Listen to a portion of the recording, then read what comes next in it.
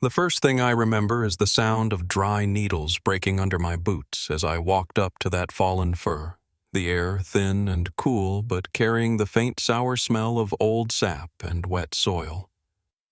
The tree had come down years ago, its roots twisted up like a frozen wave, the underside dark and damp even in the middle of the day. On the trunk somebody had carved a rough X into the bark. The grooves darkened with age like an old scar on skin.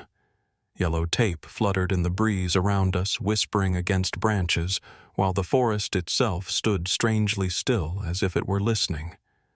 A shaft of pale sunlight slid through the canopy and caught on something small and silver under the roots half buried in leaf mold. A gloved hand reached in and brushed the dirt away, and that little crescent-shaped bracelet caught the light turning once like it was trying to breathe. Nobody spoke right away. Even the radios on the deputies' shoulders seemed too loud for that place. I remember staring at that X and feeling more than understanding that whatever story we had been telling ourselves about these woods was about to change for good. Let me know where you're listening from and hit follow if you think remembering is its own kind of justice. I didn't grow up in the mountains, but by the summer of 2017, the rhythm of central Idaho had sunk pretty deep into my bones. Mornings in Boise started cool even in August, the air smelling faintly of damp concrete and coffee grounds when I unlocked the shop at 5:30. The neon sign over our front window hummed to life in that soft blue pre-dawn, and the only sounds on the street were the distant hiss of tires on wet pavement and the rattle of the newspaper truck making its rounds. Inside the espresso machine, sighed and clicked as it warmed metal, expanding in the first heat of the day, and I moved on autopilot scooping beans, setting out muffins, rolling up the steel gate on the pastry case. It was a quiet, ordinary life, the kind that settles around you like a familiar sweater. Back then, I thought that kind of routine was a kind of safety, like if you did the same things every morning, the world would keep behaving itself. That was the world where I knew Lauren. I met her behind that counter with the smell of ground coffee hanging heavy in the air and steam fogging the little window that looked out onto the sidewalk. She was 28 that summer, a couple decades younger than me, but there was something old and steady in her eyes, like she'd already lived a few extra lives.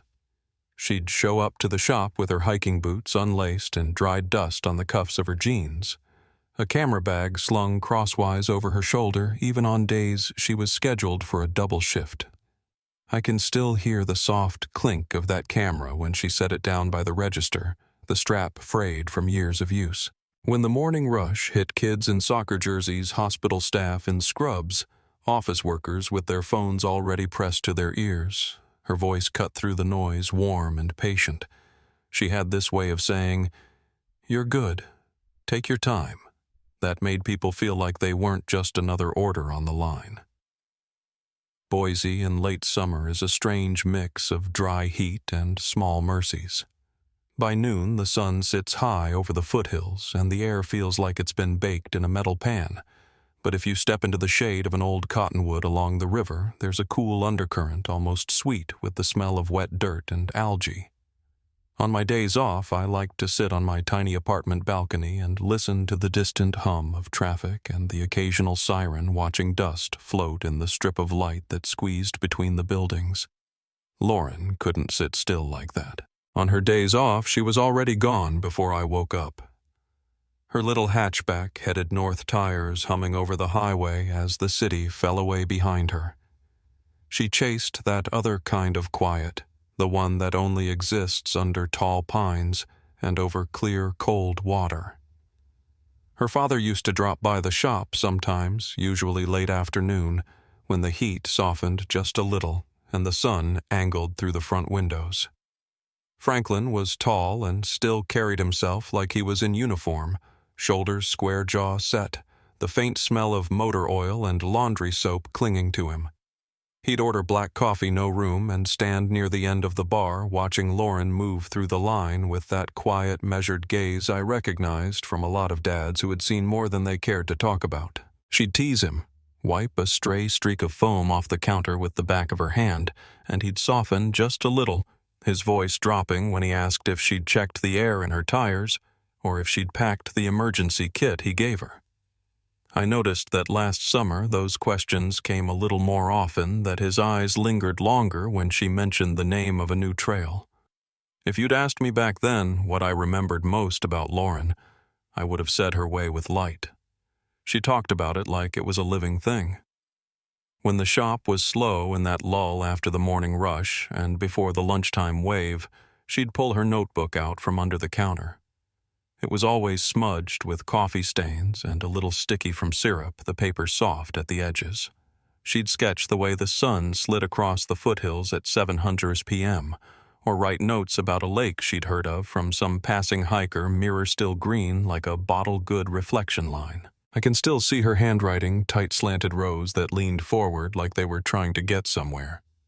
The air inside the shop would smell like espresso and cinnamon, the overhead fan ticking softly, and for a few minutes everything felt suspended like time had slowed down to match the pace of her pen. We all knew she hiked alone. It was just part of who she was. She'd been taking solo trips into the mountains for years before I met her, starting with short day hikes on well-marked paths, then pushing further out as her confidence grew. She was careful, not reckless. Before every trip, she'd lay her gear out on my kitchen table if she stopped by after a shift, maps folded and refolded until the creases turned white. A compact first aid kit, a battered metal water bottle, a satellite messenger with a few scratches across the screen. I'd lean against the counter, the smell of dish soap still on my hands, and watch her go through the same checklist Franklin had taught her: knife compass, extra socks, thermal blanket. She'd click each item off like a ritual. And still, on nights when the wind pressed against my apartment windows and the temperature dropped faster than the forecast said it would, I'd lie awake and picture her somewhere under those dark trees, breath fogging the air, headlamp beam cutting through the branches. Stanley sat at the center of most of her stories, that little town tucked up in the mountains where the streets were narrow and the air always seemed to smell like wood smoke and pine sap. From Boise, it was a few hours of driving long enough that the radio went in and out, songs fading to static as the road curved along the river and climbed. She'd tell me about the way the first glimpse of the sawtooths always hit her, those jagged peaks rising out of the haze like something from another world. The last time we talked about it before everything changed, we were standing out back behind the shop on a 10-minute break, the dumpster giving off that sour hot smell, the alley full of reflected heat, and the buzzing of a transformer. She said there was a loop she'd been eyeing for months, lakes, meadows, stretches of trail where you could walk for an hour and not hear another voice. Her eyes were bright when she talked about it, like the light inside her was already halfway there. Looking back, there were small things that didn't feel like anything at the time. That summer, we started noticing more out-of-town plates in the parking lot behind the shop, mud-spattered SUVs and old pickups from Utah, Oregon, Washington. Sometimes there'd be a man in hunting camo standing in line in August, out of season, smelling faintly of cigarette smoke and chain oil eyes wandering over our bulletin board where people posted dog-walking services and flyers for weekend hikes.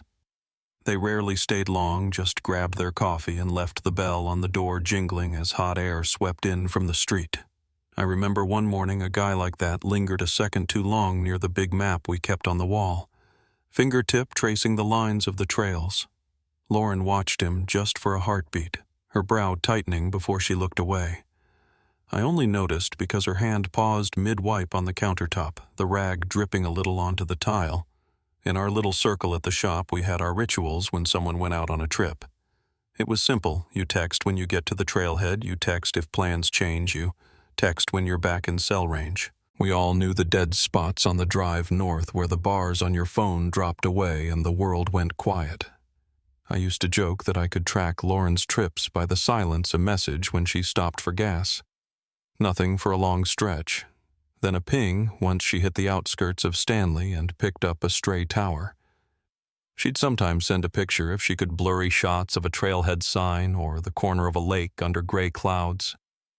On those days, the shop felt different to me, even if nobody else knew she was gone. The hiss of the steamer sounded sharper. The smell of the beans stronger, the bell on the door a little too loud, like everything was turned up a notch. The air in late August has its own kind of weight in Idaho.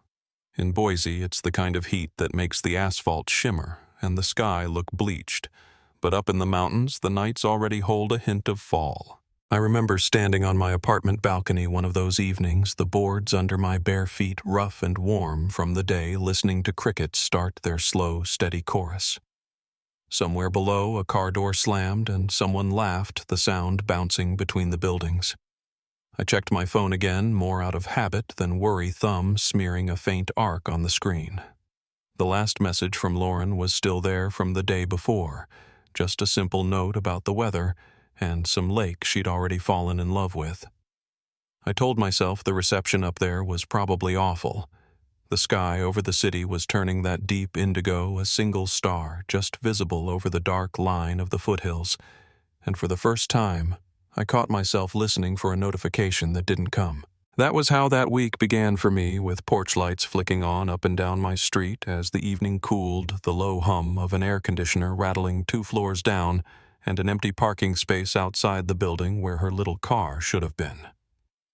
I stood there by my window longer than I needed to, watching headlights slide past and disappear, telling myself there was no reason at all to feel the small knot tightening in my chest.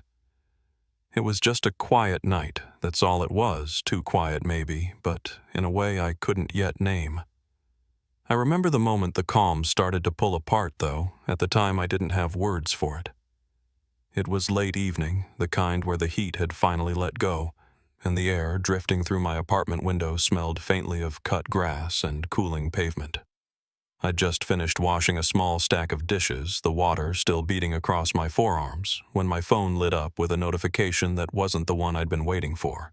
It was just an ad, nothing meaningful, but the glow of the screen in that dim kitchen made the silence around it feel heavier. I kept expecting to see a message from Lauren, some quick note about a campsite she loved or a blurry photo of a sunset, but the minutes slid by like slow water and nothing came. At first I shrugged it off.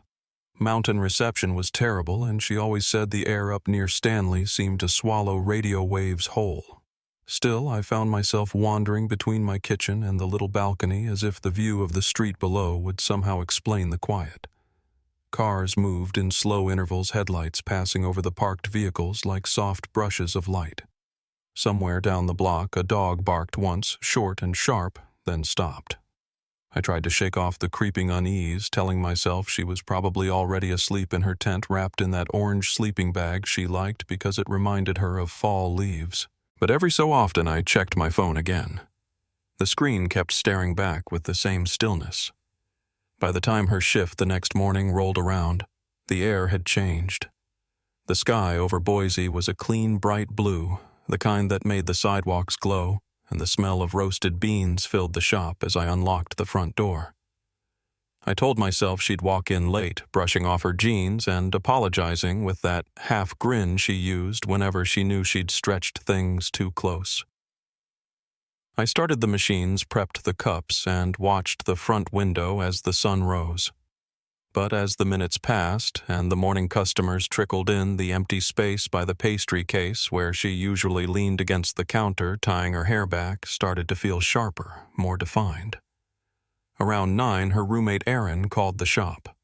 I could hear wind on the line, that muffled sound of someone pacing outdoors. She asked if Lauren had texted me. When I said no, there was a pause, the kind that draws the air out of your chest. Erin said she hadn't heard anything since the day before and that she'd checked their apartment twice. The bed hadn't been slept in. The kitchen counter still held the mug Lauren used that morning. She left a faint ring of coffee dried in the bottom. Even then, I tried to keep it light, telling Erin she was probably fine, probably deep in some canyon where her messenger couldn't reach a satellite. But I could hear the strain in both our voices, like neither of us believed what we were saying. By early afternoon, the unease had settled into something steadier, a quiet hum under my ribs. I kept wiping the same corner of the counter, not really seeing what I was doing. The smell of steamed milk and the hiss of the espresso machine were grounding in a way, but they also made the absence tighter louder. Every time the bell over the door chimed, I looked up expecting to see her come in covered in dust, waving off our worry. But it was just customers, men in work boots, women with shopping bags, teenagers carrying iced drinks. Normal life kept pouring through the doorway, while something in me felt suspended. When her shift ended that evening with still no word, I drove over to Erin's place. The sun was low, turning the city gold and casting long, slanted shadows across the parking lot. The asphalt radiated leftover heat that seeped through my shoes. Erin opened the door almost immediately, her eyes red, her hair pulled back into a loose knot like she hadn't bothered with anything else all day. Inside, the apartment smelled faintly of lavender detergent and stale air, the kind that comes from windows left half open without a breeze. We checked the usual spots again: the bedroom, the kitchen, the little table by the door where Lauren kept her keys. Everything was still there except the hiking gear she'd packed. Her car wasn't in the lot. That detail made the air feel different, a steadier, colder shift. Erin asked if she should call her father. For a moment, neither of us moved. The ceiling fan spun overhead, clicking faintly with each slow rotation, and the room felt too still for the amount of worry sitting inside it. I said yes. It was time. Erin called him from the kitchen, her fingers shaking against the phone. She kept her voice soft, as if speaking too loudly might make everything real. I heard her explain that she hadn't come home, that her car wasn't in its spot, that none of us had heard anything. There was a long silence on the line, and then she handed the phone to me because he wanted to talk. Franklin's voice had that gravelly tone he carried after years in the service, steady but lined with tension. He asked simple questions: when she left, what she said, what she took with her. I gave him every detail I could remember, hearing the weight build in his breathing. He said he would leave immediately for Stanley. He didn't sound panicked, not yet, just focused the way a man sounds when he's moving back into an old mode he thought he'd left behind. After we hung up, the apartment felt colder, like the evening air had slipped in through the cracks around the windows. The sun had dipped lower. Streetlights flickered on, one by one, each throwing a pale cone of light across the pavement. I stayed with Erin for another hour, neither of us talking much. She kept glancing at her phone, the screen reflecting off her glasses. Every sound outside made her shoulders tense. Eventually, she said she needed to try and sleep, though we both knew she wouldn't. On my drive home, the city felt different. The roads were almost empty, the curbs washed in orange sodium glow. A thin breeze brushed through the open crack of my window, carrying the dry smell of late summer weeds. I passed the turnoff for the highway that led north, and for a moment I almost took it some reflexive urge to go looking for her myself, even though I had no idea where to start. Instead, I kept driving, my headlights carving a narrow tunnel of light through the dark. Back at my apartment, I left the living room lamp on the warm bulb, casting soft shadows against the wall. I sat on the couch with my phone in my hands, refreshing the messages, even though I knew nothing new would be there. At some point, I realized I had the same thoughts circling again and again. If something was wrong, really wrong, wouldn't we feel it more clearly? Wouldn't there be some kind of sign? But life seldom gives you signs. Sometimes it just gives you silence. I didn't sleep much that night. The air coming through the window was cool, carrying the smell of damp grass from the lawn outside. Somewhere in the distance, a train horn blew long and low, and a dog barked a few times before fading into quiet. I kept expecting my phone to buzz, to light up, to break through that hush. When it didn't, I felt that knot in my chest tighten. Morning came slow, with thin gray light leaking through the blinds. I made coffee, but barely tasted it. The steam curled up from the mug in a way that reminded me of the fog she sometimes described on those mountain lakes, the way it hung low over the water, moving in slow, ghostly drifts. I paced the apartment until the walls felt too close, then grabbed my keys and headed out to meet Franklin and Erin. We agreed to drive to Stanley together. The highway north was quiet that early, with only a handful of trucks heading out toward distant job sites and a few early campers hauling gear. The landscape changed gradually, city blocks giving way to wide stretches of farmland, then narrowing into winding canyon roads with the river running fast beside them.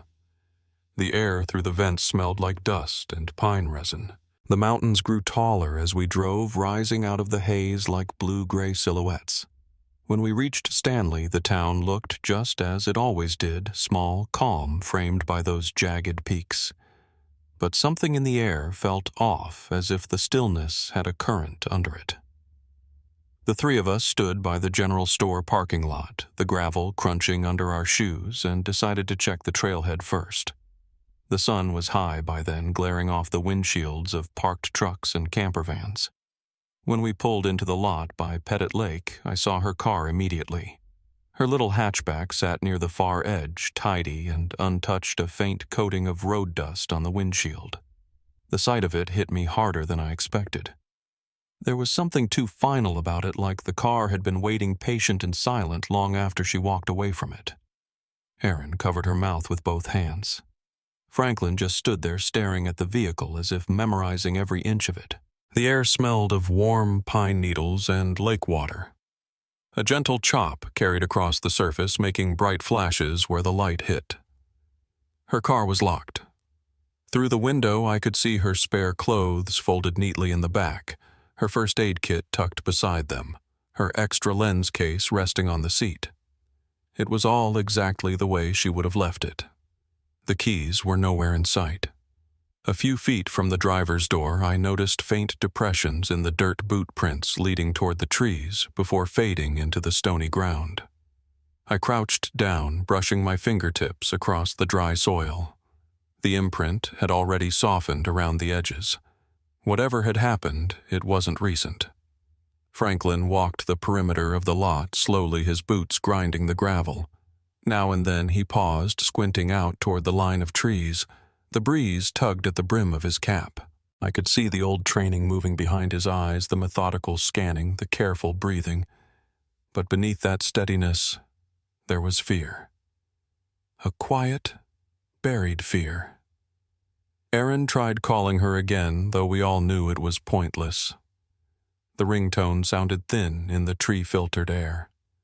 When it went to voicemail, she let her arm drop to her side, shoulders drooping as if the weight of the silence was physically pulling her down. We didn't have a plan. Not really. We walked a short way up the trail, the dirt crunching under our shoes, the pine scent growing stronger as the forest closed in around us. Sunlight flickered through the branches overhead.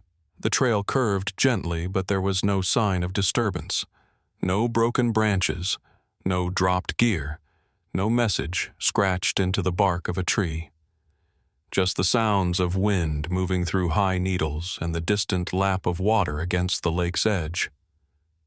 After a while, we stopped. I could feel my pulse in my throat.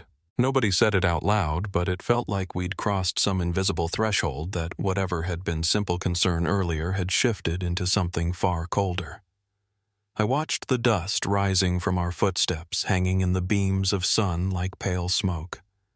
Eventually, we walked back to the lot, each step slower than the last. I kept glancing over my shoulder as if expecting her to step out from behind the trees, waving, laughing at our overreaction. But there was only the forest, still and unhelpful. By the time we reached the cars, the sun was dipping behind the ridgeline, turning the light softer and more golden. The temperature had dropped just enough to raise goosebumps along my arms. Franklin told us we needed to contact the sheriff. Erin nodded, wiping at her eyes. I tried to steady my breathing.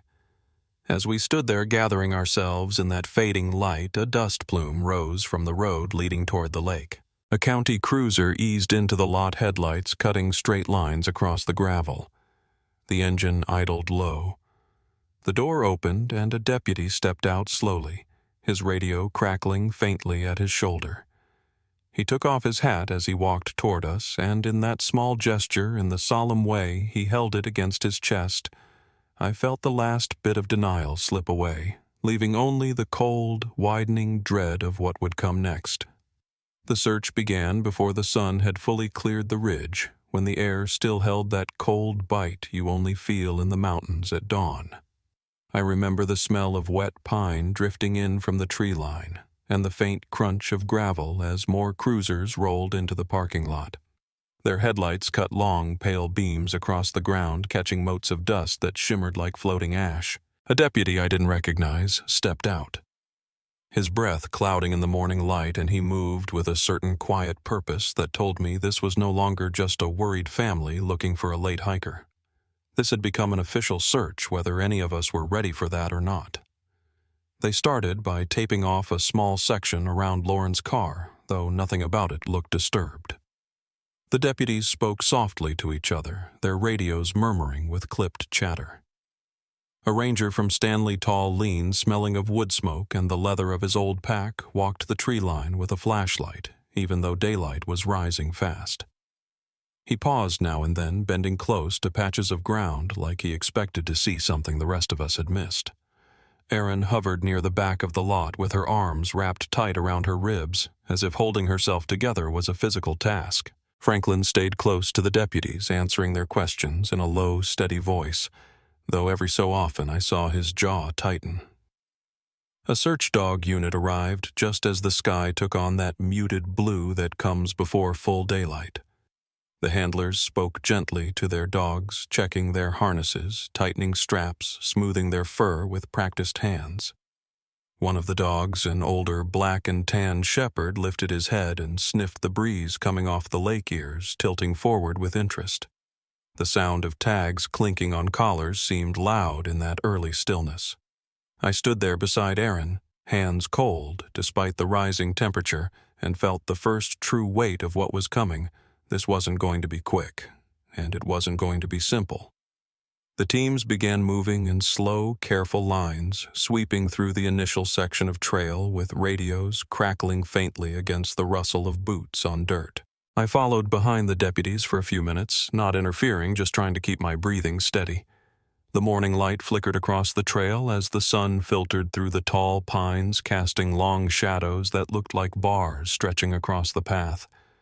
Birds called from somewhere high above, but their voices felt distant, muted, as if the forest itself was holding back. The search dogs picked up her scent almost immediately near the first bend. They pulled forward with sudden enthusiasm, tails up, noses down, weaving through ferns and patches of dry needles. Their handlers kept pace, calling out updates over the radio. Franklin followed them at a distance, face set, movements tight. For a moment, hope rose inside me, not sharp or bright, but quiet like a thin flame. Maybe she'd twisted an ankle. Maybe she'd taken a bad turn. The dogs moved with such certainty that it felt like we were finally closing in on something solid. But less than half a mile and the scent weakened. The handlers circled back, letting the dogs reorient at the last strong point. They tried again. Same direction, same short burst of focus. Then nothing.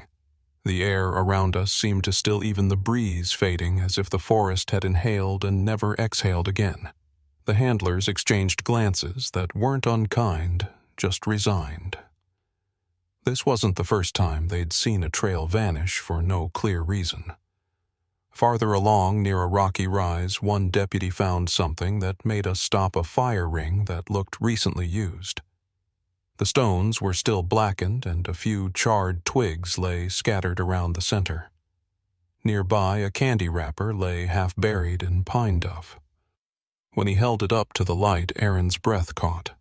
It was the same brand she'd seen in Lauren's backpack the morning she left. But fingerprints smudge easily in the outdoors, and the wrapper was crinkled with dirt. A few of the deputies studied it, then set it gently into an evidence bag. The discovery didn't bring relief.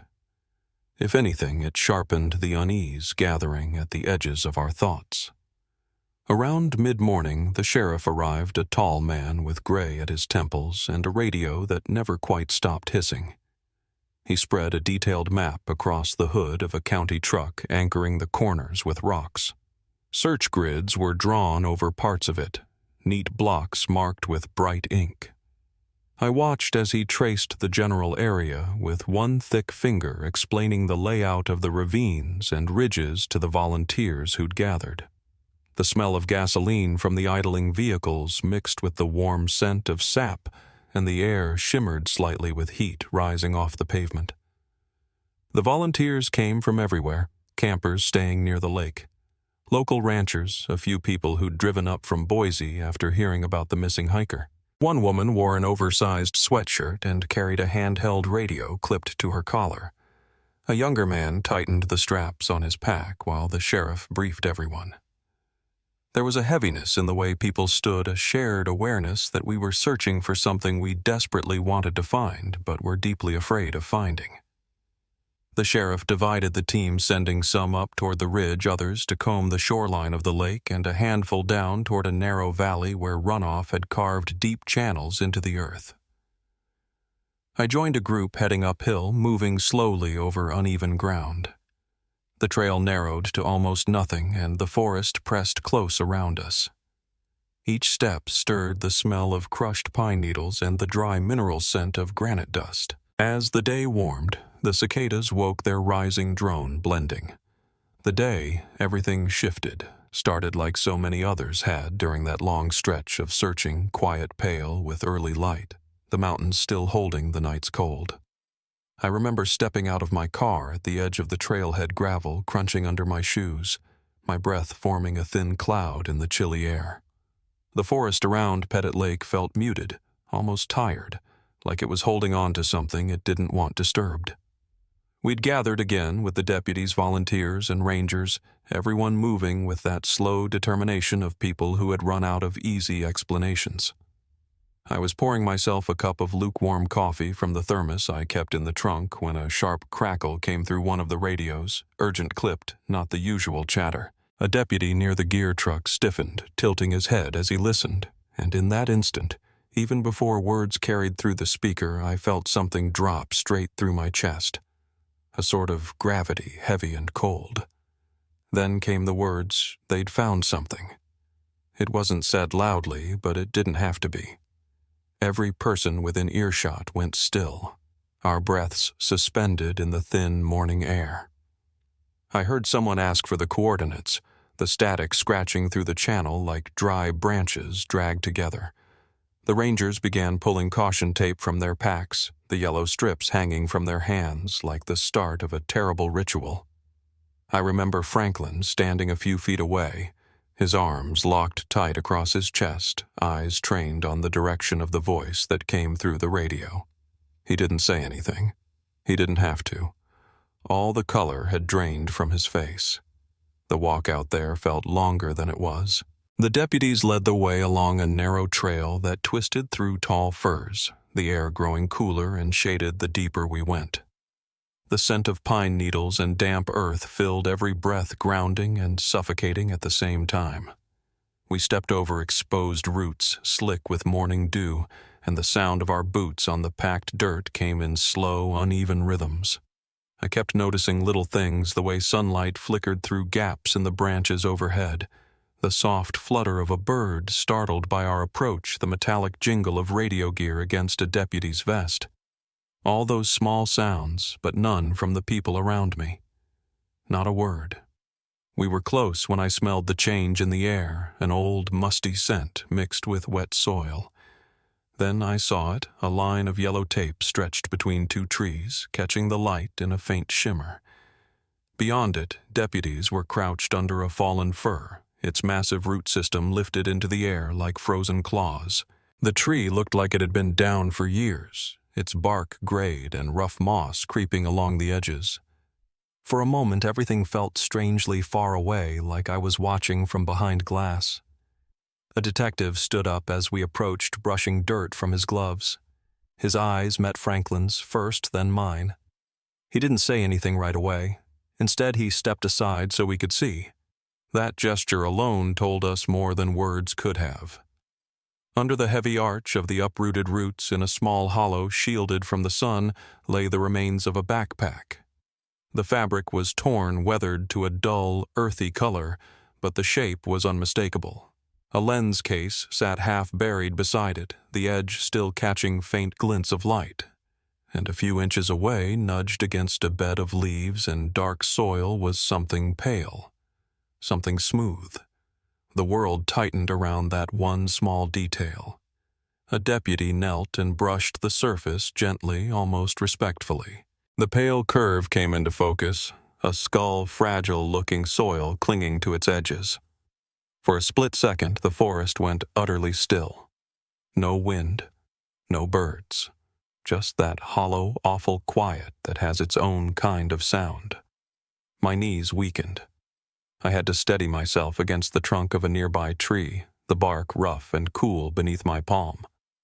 The smell of the forest shifted again, damp earth, old roots, and under it all that faint mineral scent that seems to rise from disturbed ground. I didn't cry, not then. It was like my body didn't know how, not yet. Everything inside me had pulled tight, bracing. Franklin didn't speak either. He stood rigid, his jaw clenched so hard that a muscle kept jumping along the side of his face. His hands were fists at his sides, fingers trembling just slightly. The deputies didn't try to move him back, not at first. They understood. You don't interfere with a father in a moment like that, unless you must.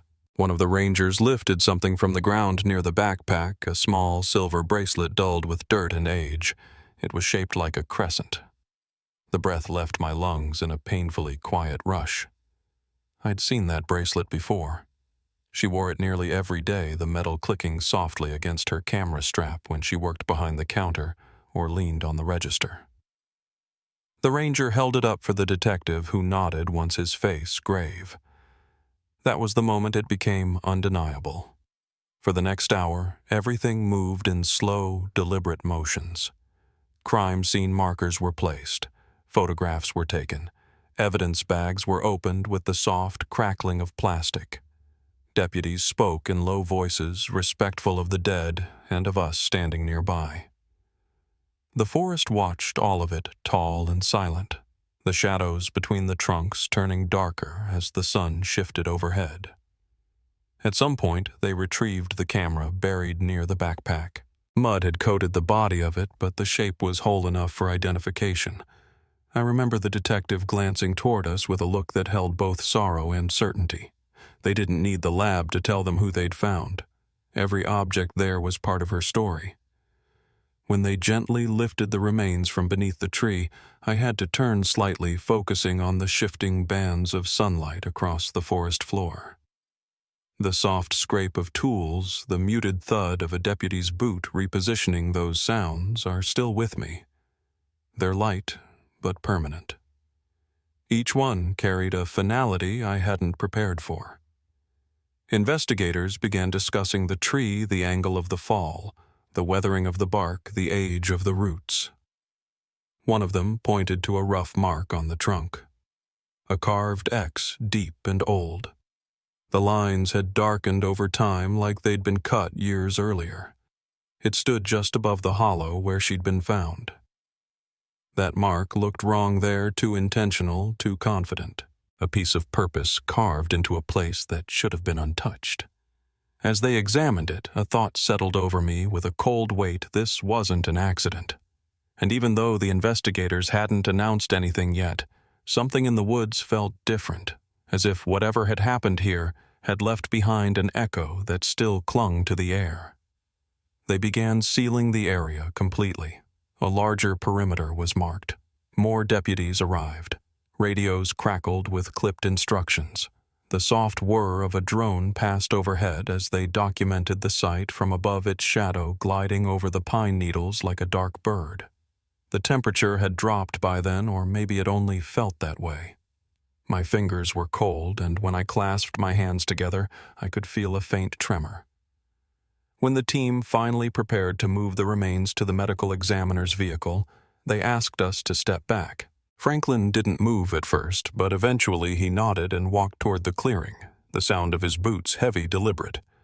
I followed a few steps behind him, my breath unsteady. A deputy offered him a moment alone by the marked tape. He took it. He stood there with his head lowered, one hand on the brim of his cap, shoulders carved from a grief no one could soften. I kept my distance, letting him have the silence he needed. Back at the trailhead, the sheriff's cruiser was waiting engine, idling low. The late afternoon light stretched long across the gravel, turning each stone gold at the edges. I watched paramedics carry the covered stretcher toward their vehicle, the smell of dust rising in faint clouds under their feet. Erin stood beside me, pale and shaking her arms wrapped tightly around her stomach, as if trying to hold herself upright. I put my hand on her back, feeling the small tremors that moved through her, and she leaned into me without a word. The detectives spoke quietly near their trucks, the wind pulling bits of conversation away before we could hear much. Words like confirmation, timelines, evidence. None of it softened the truth. The case had cracked open in the worst possible way, and now everything was moving into another phase, one filled with questions that would lead us down darker paths. We followed the convoy back toward Stanley in a kind of dazed procession, headlights cutting through the dust that trailed behind the vehicles. The sky had begun to dim that soft twilight, where the mountains turn almost violet and the cooler air came pouring down from the peaks. My hands gripped the steering wheel tighter than I meant them to the leather warm under my palms. I kept seeing that X, the way it sat carved into the bark above her, old and deliberate, like someone had left a message that took years to understand. When we reached town, the sheriff's office parking lot was already filling with vehicles. Deputies, state officials, and a few unmarked cars. The windows of the building were lit with that bright, flat, fluorescent glow that meant a long night was coming. Franklin walked ahead of us, his steps steady, though I could see the fatigue dragging at him. Erin didn't speak at all, just watched the doors as if something behind them would explain the last 3 years. As we approached the entrance, a detective stepped out holding a folder at his side. He nodded once, the kind of nod meant to brace you rather than reassure. The weight of what came next settled over us in a quiet, suffocating way, and as the lights inside flickered against the glass, I understood we were stepping into a new chapter, one where the truth wouldn't spare us, and where every answer would only pull us deeper into what had really happened in those woods. The hours after the recovery felt strangely disconnected from time, as if everything around us had slipped into a slower current. The sheriff's office glowed with sharp fluorescent lights that made the walls look almost too clean, too orderly for the weight of what we'd carried in from the woods. Deputies moved in and out with files tucked under their arms, boots squeaking across the linoleum. Every now and then a radio chirped the sharp sound cutting through the heavy quiet. Franklin sat in a chair outside one of the conference rooms, elbows on his knees, hands clasped so tightly the knuckles had gone pale. He stared at the floor like he was tracking every second that passed, though I doubt he registered much of anything. Erin curled into a corner of the lobby, arms wrapped around herself, her breath shaky and uneven. I tried to sit still beside her, but my own hands couldn't stop trembling. The winter-cooled air from the vents washed over us, smelling faintly of metal and old paper, and I felt myself drifting between numbness and sharp stabs of awareness. When the investigators finally stepped out, their faces gave us the confirmation words couldn't soften. They spoke carefully measured, as if trying to shield us from the blunt force of the truth. The remains were almost certainly Lauren's. The items found were unmistakably hers. They told us the medical examiner would handle the official identification, but there was no doubt in their tone. The bracelet, the camera, the notebook, each one was its own certainty. I remember nodding as they spoke, though their words came through as if muffled by distance. The cold from the vent kept raising goosebumps along my arms, but I hardly felt it. News travels fast in a mountain town. By the next morning, Stanley had shifted into a quiet, stunned state. People walked a little slower past the gas station, their voices hushed when they recognized one another. The smell of wood smoke hung in the air from early morning fires, mixing with the crisp bite of late summer air. A few locals left small bouquets near the ranger station, mostly wildflowers picked from the edges of their yards. When I saw those colors, soft yellows, pale purples, I felt a pressure rise in my throat. It was the kind of gesture that told you the community had been carrying her absence all along, whether they spoke about it or not. Within days, the investigators began piecing together a wider picture, shifting the case from a disappearance to something darker. The state police brought in specialists, people who knew how to read the quiet signs left in remote places. They spent long hours reconstructing timelines, reviewing trail registrations, and cross-checking old reports. I could see the strain in their movements, the way their brows tightened as they bent over maps strewn across desks. The sheriff's office smelled like burnt coffee and dust from constant foot traffic, that familiar scent of exhaustion settling into the fibers of the building. Franklin was there every day. He stood with an unyielding stillness near the end of the hall, listening to every briefing, nodding at every detail, even the painful ones. His voice stayed low and even, but his eyes carried a deep fracture no one could mend. When the first real lead surfaced, a name tied loosely to the area during the same week as Lauren's trip, I watched something change in him. Not relief, not rage, just a grim tightening, like a man readying himself for a truth he'd been bracing against since the search began.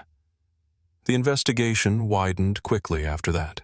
Deputies and state agents retraced old ranger reports, checked wilderness logs, and revisited anyone who remembered seeing strangers near the trails in that stretch of forest.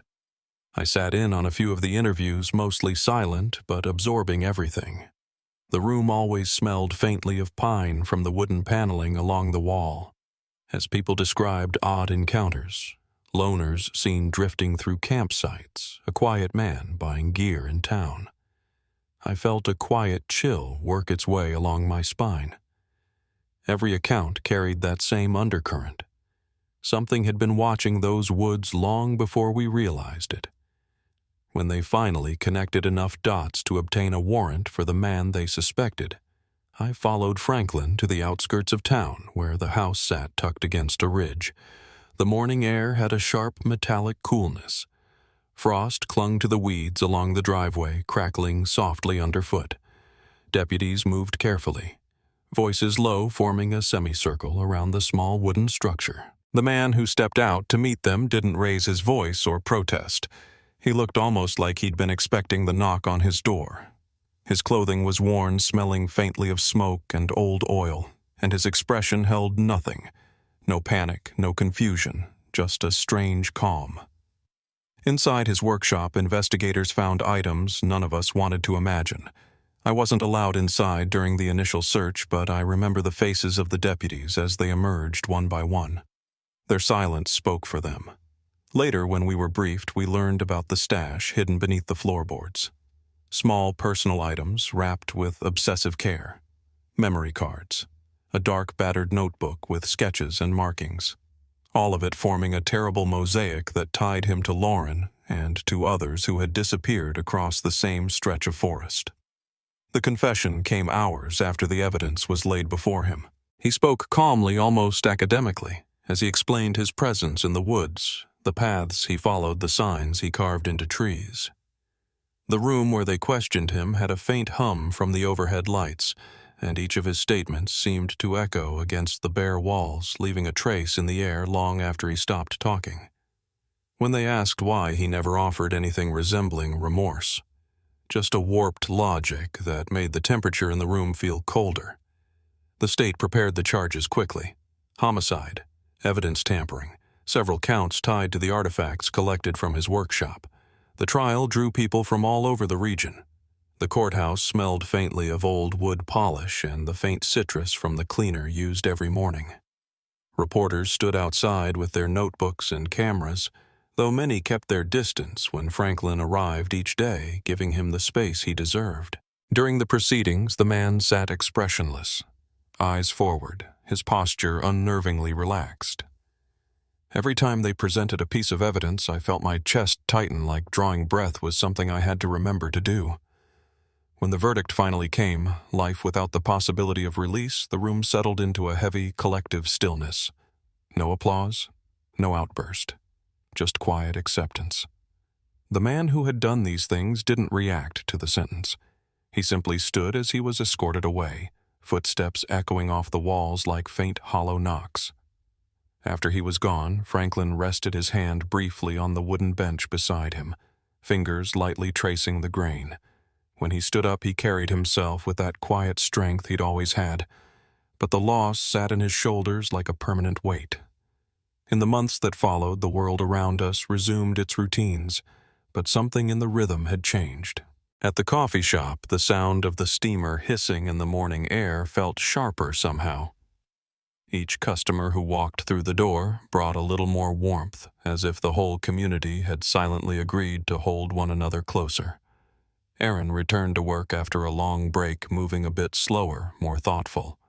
Sometimes I'd find her at the back counter, fingers drifting over a stray camera strap someone had left behind, her gaze far away. We didn't talk about it much. The avalanche of grief had already spoken enough.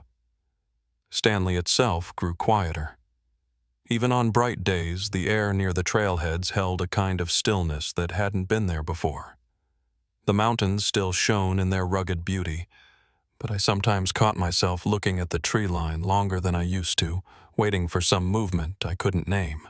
The lake near the trailhead, the one Lauren loved so much, reflected the sky like nothing had happened, but every ripple in the water seemed to whisper something deeper, something that reminded me how thin the line is between awe and vulnerability.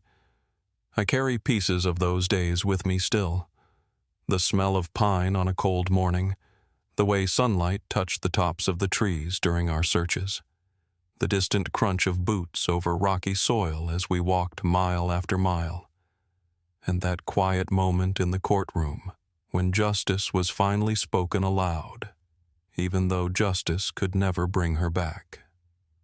I think about how easily beauty can hide a shadow, and how long it takes for a heart to accept what it cannot understand.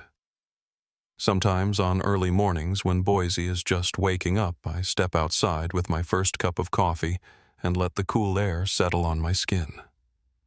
The streetlights hum softly and the faint smell of dew rises from the grass. And in that stillness, I think of her moving along a trail with her camera bouncing lightly against her side, her eyes searching for the perfect angle of light. I let that image rest there, quiet and gentle, because that's how I want to remember her, in motion, seeking wonder untouched by the darkness that waited in those woods. If you're still here with me, let me know where you're listening from and follow the channel, so these stories are never forgotten.